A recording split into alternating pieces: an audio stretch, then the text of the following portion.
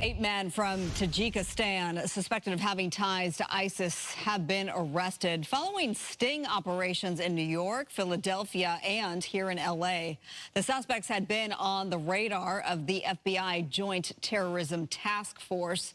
They were arrested by Immigration and Customs Enforcement, ICE, but only after all 8 crossed through the U.S.-Mexico border without being initially flagged. With more, we are joined by global security expert and retired Marine intelligence officer Hal Kempfer. Hal, always good to have you. This is a really scary thought, the fact that they were not red flagged at all. They were here in the U.S. for an unknown amount of time. They're now in custody. What is that vetting process, and how did this happen? Marla, when they come across the border, when they're taken into custody, so to speak, whether they request asylum or whatever else it is, they, of course, check their names, the names they give, or any identification they have with names associated through a variety of federal databases. Those will be checked to see if there's anything out there. I believe this has been tightened up a lot since the San Bernardino shooting.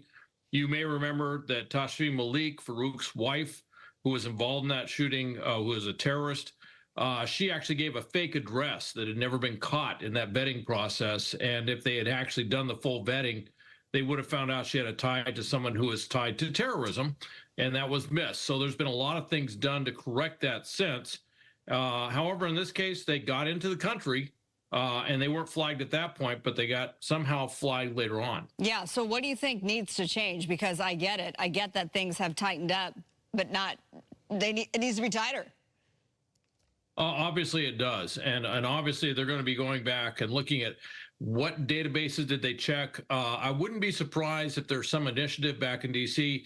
to have the National Counterterrorism Center, NCTC, take a more active role in vetting this. Of course, part of the problem is just the sheer volume of people coming across the border illegally somewhat overwhelms the system. So when they say they did a thorough and complete vetting, I always take that into a kind of with a grain of salt, saying, well, you got so many people you have to process. Yeah, which, we heard from the Biden administration last week about tightening up the borders. They're extremely porous, and we're seeing the influx of people, so we'll see if that makes a difference. Let's talk about this country of Tajikistan, because many of those who were behind the Moscow Opera House attack that killed more than, 130 people earlier this year, those suspects were from Tajikistan. Why does that country appear to be becoming a breeding ground for ISIS? Well, there's a lot of economic desperation in Tajikistan. There are a number of ethnic Tajiks that actually work in Russia. They're kind of second-class citizens. They don't have a lot of the freedoms and rights that ethnic Russians have in Russia.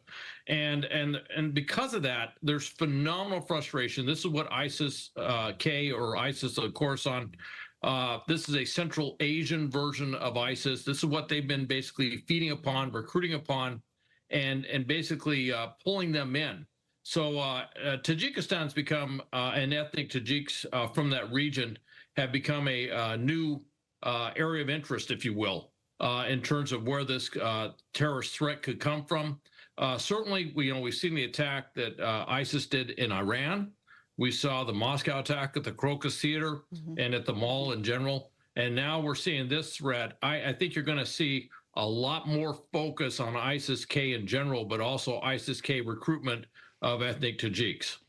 Any intelligence, Hal, on whether these 8 suspects were close to planning an attack?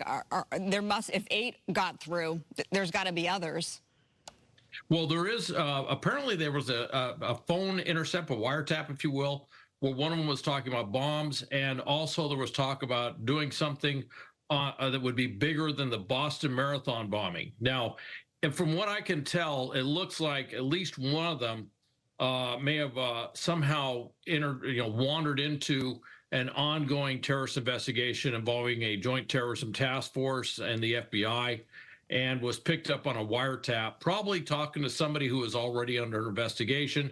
Of course, once you hear something like that, you would immediately look at them, you would look at their phones, whoever they call. You start to do the link analysis, if you will, the associations, the network analysis, who they talk to, and then you put it together, and that's where you get 8 individuals brought into this, not being charged with terrorism, but being deported nonetheless. Okay, well, we will certainly keep a watch. Retired Marine Intelligence Officer Hal Kempfer, thank you so much. Thank you, Marla.